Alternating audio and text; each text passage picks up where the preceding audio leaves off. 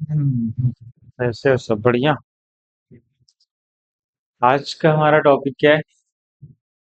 आज हमने हिस्ट्री ली थी इसकी, पीरियाडिक टेबल की। मतलब हम ओल्ड पीरियाडिक टेबल पढ़ने वाले हैं। मतलब जब एलिमेंट्स की डिस्कवरी स्टार्ट हुई तो सबसे पहले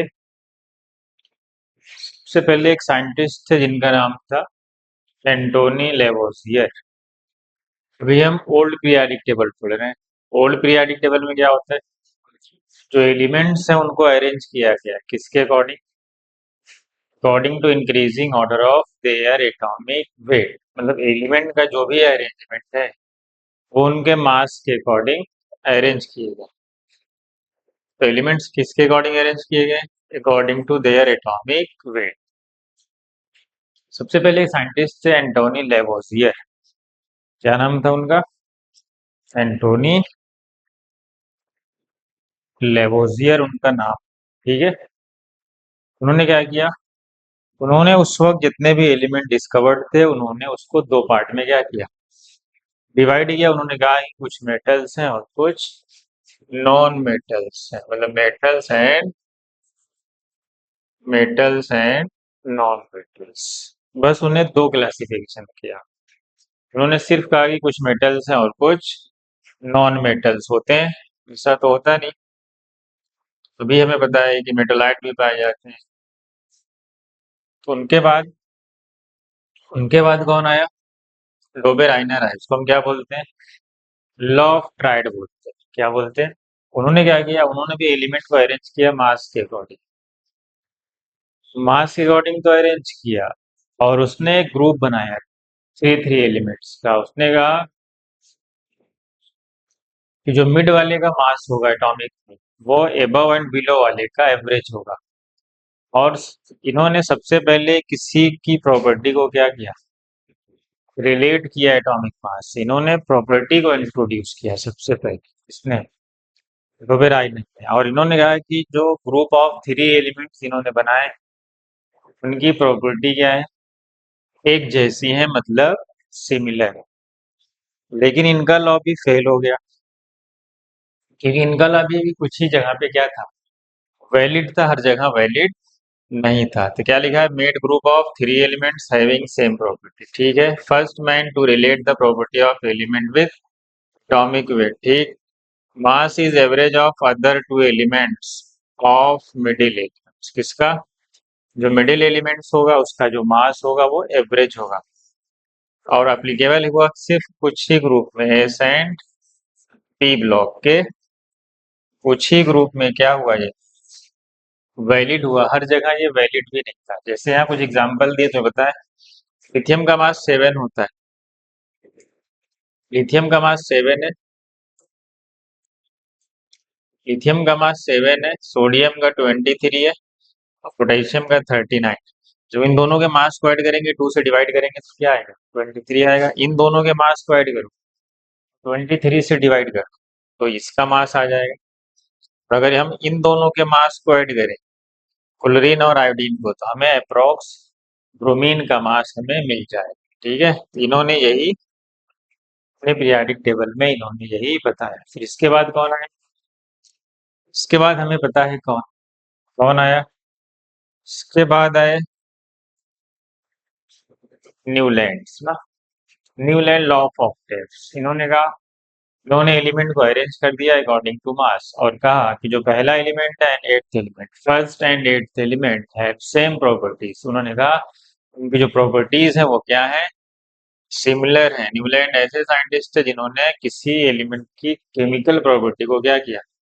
इंट्रोड्यूस किया। वो कौन थे? वो न्यूलैंड थे। क्या किया इन्होंने? Made group of element and tells their properties are similar. नहीं, फर्स्ट एंड एट्थ एलिमेंट, जो पहला एलिमेंट होगा और जो आठवां एलिमेंट होगा उसकी प्रॉपर्टी क्या होने का से। और ये ला भी हर जगह वैलिड नहीं था। ये सिर्फ लाइटर एलिमेंट थे, मतलब अप टू कैल्शियम तक ही वैलिड। कहाँ तक इनकी जो प्रॉपर्टी थी वो सिर्फ कहाँ वैलिड हो रही थी? कैल्शियम तक। क्योंकि कैल्शियम के बाद हमें पता है कि डी ब्लॉक एलिमेंट्स चालू हो जाते हैं। इसीलिए क्या हुआ? न्यूलैंड ने भी देखा जाए तो डोबीराइनर का ही एक वर्जन है। देखो, इन्होंने कहा कि जैसे म्यूजिक में होता है सारे गा मा पा धा नी, तो उन्होंने कहा कि जैसे जैसे हमने क्या किया, जो पहला एलिमेंट है अगर हम इसको पहला एलिमेंट मानेंगे लिथियम को, देखो second, third, fourth, fifth, six, seventh and eight, तो आठवां एलिमेंट कौन आ रहा है? आठवां एलिमेंट सोडियम आ रहा है, मतलब एक ही ग्रुप में तो आ रहा है। यही तो डोबेराइनर ने भी किया था। उन्होंने क्या किया था, उन्होंने कहा कि ग्रुप के तीन एलिमेंट ऐसे हैं जिनकी प्रॉपर्टीज क्या है, उनके भी जो एलिमेंट्स है वो एक ही ग्रुप वाले। अगर तुम इसको फर्स्ट एलिमेंट मानोगे बेरिलियम को, तुम्हारा जो आठवां एलिमेंट काउंट करते जाओगे तो आठवां एलिमेंट यही आएगा, कौन? मैग्नीशियम। इन्होंने ऐसे ही अरेंज किया और कहा कि जो पहला एलिमेंट होगा और जो आठवां एलिमेंट होगा उसकी प्रॉपर्टी क्या है, सेम आ रही है। किसने कहा? ये न्यूलैंड ने। ठीक है, ये उसका टेबल है। आगे बढ़ते हैं। उसके बाद मेंडलीव आए। मेंडलीव ने सबसे ज्यादा काम किया है इस पे, पीरियोडिक टेबल। मेंडलीव ने कुछ नए एलिमेंट की डिस्कवरी भी की। और मेंडलीव ने क्या किया? मेंडलीव ने एटॉमिक वेट का करेक्शन भी किया बहुत सारे एलिमेंट, और बेरिलियम की वैलेंसी को भी उसने करेक्ट किया। और उसने कुछ नए एलिमेंट डिस्कवर्ड किए, और कुछ ड्रॉबैक्स भी इनके भी हैं। तो इसने भी क्या किया, एलिमेंट को अरेंज किया किसके अकॉर्डिंग? मास के अकॉर्डिंग। लिखा है ना, corrected the atomic weight of किसका? बेरिलियम, इंडियम, यूरेनियम, प्लेटिनम, इन सब के एटॉमिक वेट को क्या किया उसने?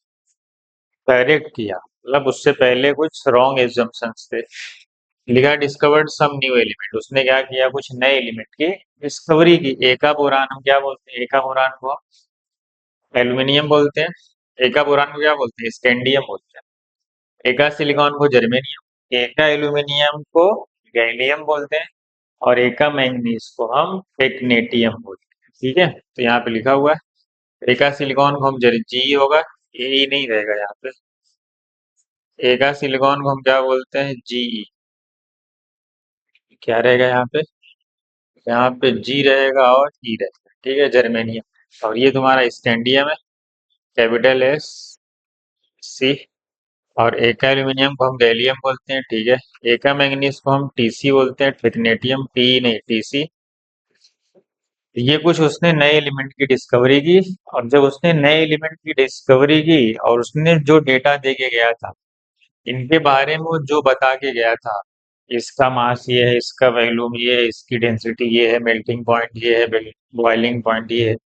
जब बाद में ये एलिमेंट डिस्कवर्ड होके इस फॉर्म में आए, उसको उसने डिस्कवर तो किया उसको, लेकिन उसका नाम नहीं पता है उसको। उसको नाम नहीं पता। जब एलिमेंट डिस्कवर्ड हुए तो एका बोरान को ये बोला गया, एका सिलिकॉन को ये, एका एल्यूमिनियम को ये, और एका मैग्नीज को ये। तो फिर मेंडलीव के डेटा से, और जब एलिमेंट डिस्कवर्ड हुआ उस डेटा से मैच कराया गया, तो डेटा क्या हो रहा है? एकदम एग्जैक्ट आसपास से सिमिलर डेटा है। तो इसका मतलब मेंडलीव ने सही बता के गए।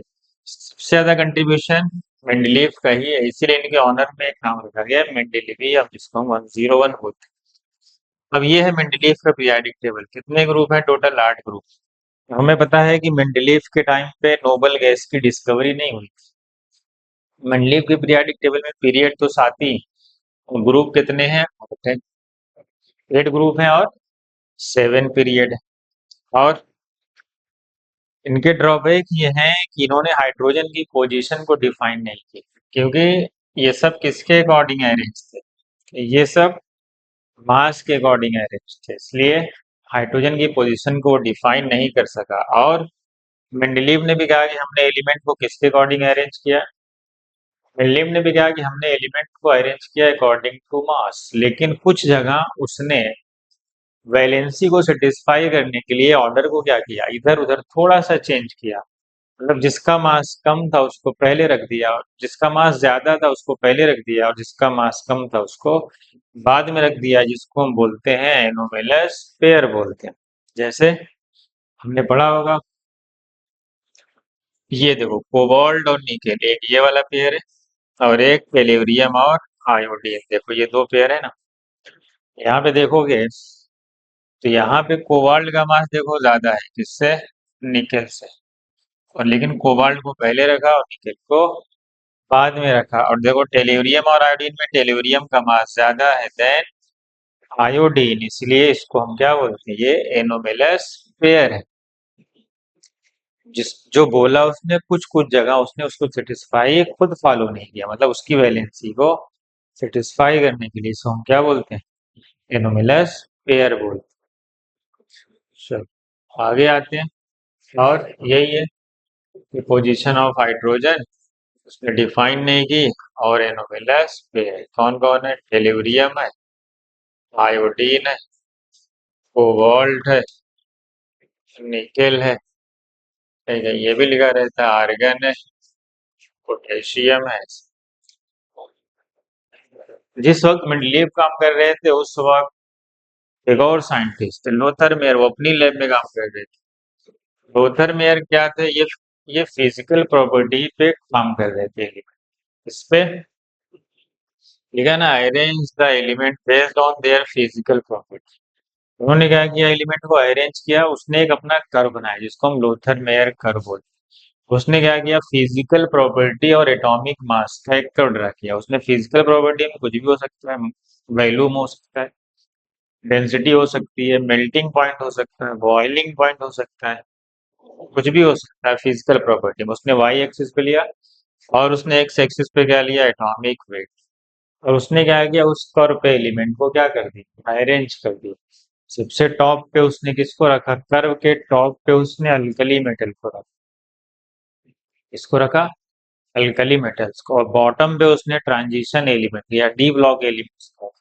जब हम असेंडिंग कर्व में जा रहे थे, कर्व के ऊपर की तरफ, देखो यहाँ जो टॉप पे जो ब्लू वाले दिख रहे हैं ना, ये है अल्कली मेटल्स। क्या है ये, अल्कली। और ये जो ग्रीन वाले हैं जो बॉटम पे, यहाँ पे ये जो ग्रीन वाले हैं जो बॉटम पे, ये जो है ग्रीन वाले जी, ये है ट्रांजिशन एलिमेंट, या इसी को हम डीप ब्लॉक एलिमेंट बोलते हैं। जब हम असेंडिंग कर्व मतलब कर्व के ऊपर की तरफ जा रहे हैं, ये जो रेड वाले हैं, रेड वाले ये हैं हेलोजन्स। क्या है ये, और जो क्रॉस फॉर्म में लिखे गए हैं, क्रॉस में ये, जब हम डिसेंडिंग कर्व हर कर्व के नीचे की तरफ जब जा रहे हैं तो उसने किसको रखा, अल्कलाइन अर्थ मेटल को। ठीक है, तो देखो वही लिखा हुआ है, ब्लू कलर कौन, अल्कली मेटल, असेंडिंग का मतलब। और क्या, हाइड्रोजन है रेड वाले, यही जब असेंडिंग कर्व में है। और ट्रांजिशन एलिमेंट को कहाँ रखा उसने, ट्रांजिशन एलिमेंट को बॉटम पे, देखो ये ग्रीन वाला है, और ये हाइड्रोजन है असेंडिंग वाले, टॉप वाला ये, और अल्कलाइन अर्थ मेटल ये देखो, ये जिसको हम डिसेंडिंग कर्व पे रखे हुए। देखो ये कोई भी प्रॉपर्टी ले सकते हो, एक्स एक्सिस पे एटॉमिक वेट, एटॉमिक वैल्यूम भी ले सकते हो, बुक में जनरली एटॉमिक वैल्यूम ही लिखा रहता है। ये भी हो सकता है, मेल्टिंग पॉइंट भी ले सकते हो, बॉइलिंग पॉइंट भी ले सकते हो, डेंसिटी भी ले सकते हो इसमें, ये सब वाई फिजिकल प्रॉपर्टी। और एक्स एक्सिस पे उसने क्या है, एटॉमिक वेट। तो ये लोथर मेयर कर्व ये इंपॉर्टेंट है, अगर आया कभी क्वेश्चन तो इसी पे आने वाला है, लोथर मेयर कर्व। यही इंपॉर्टेंट है कि किसको कहाँ पे रखा गया। ठीक है, ये हमारा था ओल्ड पीरियडिक टेबल। इसके बाद हमारे पास कौन है, तुम्हें पता है, इसके जस्ट बाद कौन, इसके बाद मोस्टली आए थे ना। मोस्टली अपना एक्सपेरिमेंट परफॉर्म कर रहे थे, क्या कर रहे थे, हाई स्पीड इलेक्ट्रॉन का बम्बार्डमेंट करवा रहे थे किसी हैवी मेटल्स, मतलब जो मेटल्स अलग अलग एलिमेंट्स को क्या कर रहे थे, हाई स्पीड इलेक्ट्रॉन का बम्बार्डमेंट करवा के उन्होंने देखा कि एक्स रेस प्रोड्यूस हो रही है, क्या हो रही है।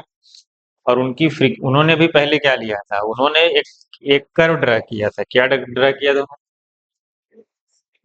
मोसले ने एक कर्व ड्रा किया था फ्रीक्वेंसी। और पहले उन्होंने भी क्या लिया था, पहले उन्होंने भी एटॉमिक वेट ही लिया था। क्या लिया था, एटॉमिक वेट।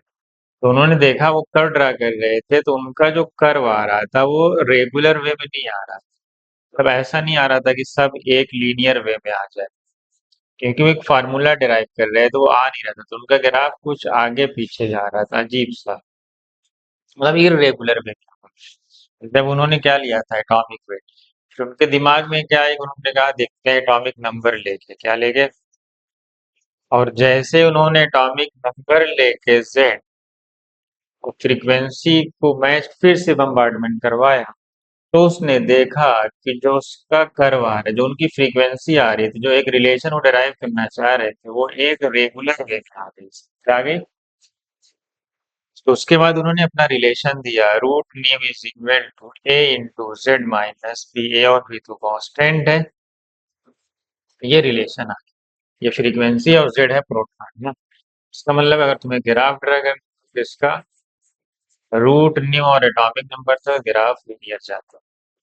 तो उन्होंने इस कर्व को ड्रा किया और उसने इसके बाद आइडिया दिया। क्या दिया? कि जो तुम्हारे एलिमेंट्स हैं, आइडिया मोस्टली ने दिया कि एलिमेंट्स को अरेंज करो किसके according? According to atomic number. इसके बाद हमारा क्या है? इसके बाद हमारा modern periodic table. Modern periodic table को बहुत सारे लोगों ने क्या किया, उसको डिजाइन किया ना। उसमें बहुत सारे लोगों ने कंट्रीब्यूट किया, तो हमारा पीरियाडिक टेबल एग्जिस्ट किया, जिसमें एलिमेंट को अरेंज किया गया according to increasing order of atomic number. तो उसमें हमारे 7 पीरियड आते हैं, 18 ग्रुप आते हैं। तो मॉडर्न पीरियाडिक टेबल में बहुत सारे लोगों का कंट्रीब्यूशन है। वर्नर साहब का कंट्रीब्यूशन है, रैंक साहब का कंट्रीब्यूशन, मेंडलीव बोहर साहब का कंट्रीब्यूशन है। इन लोगों ने मिलके क्या किया, उस मॉडर्न पीरियाडिक टेबल को डिजाइन किया। तो हमारे पास आ गया क्या? Modern periodic table. ठीक है, ये थी हमारी क्या, पूरी हिस्ट्री थी किसकी, कैसे कैसे एलिमेंट डिस्कवर्ड होते गए, लोगों ने उसको अपने हिसाब से क्या करते गए, उसको बताते गए, अरेंज करते गए। फिर उसके बाद फाइनली हमारे पास मॉडर्न पीरियाडिक टेबल आ। ठीक है, तो ये था हमारा पूरा क्या है, ये था हमारा जी, ये ना, ये तो उसका एक्सपेरिमेंट है हौसले का। ये मेंडलीव लोथर मेयर साहब है, और ये मेंडलीव साहब का था। ये न्यूलैंड साहब थे, और ये डोबेराइनर और कौन था, लेवोजियर्स। ठीक है, अगले लेक्चर में हम मॉडर्न पीरियोडिक टेबल पे थोड़ा सा डिस्कस करें। ठीक है, चलो ठीक।